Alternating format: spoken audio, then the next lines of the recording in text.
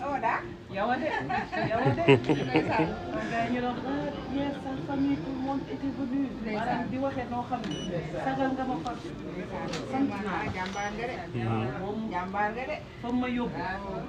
borom màggal sëñ bi ne la sama màggal mooy sa màggal ak li la mel ni lu la tënk nga dikk foofu na nga fa dikkee rëy na lool ci man barke sëriñ Mbay bëgg de laa ci am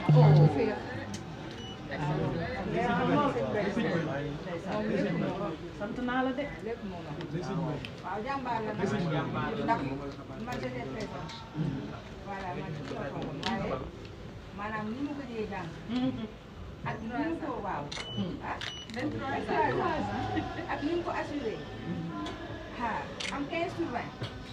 ak appréciation ci lui am 23 ans la am maîtrise. encore 23 ans encore nga da nga dimbali ba ñu boole ma ci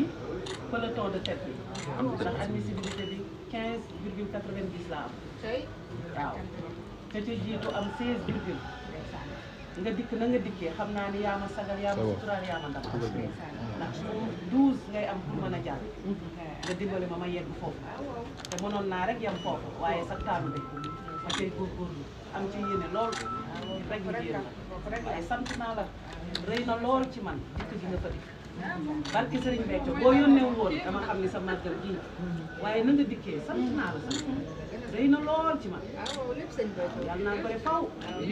jëf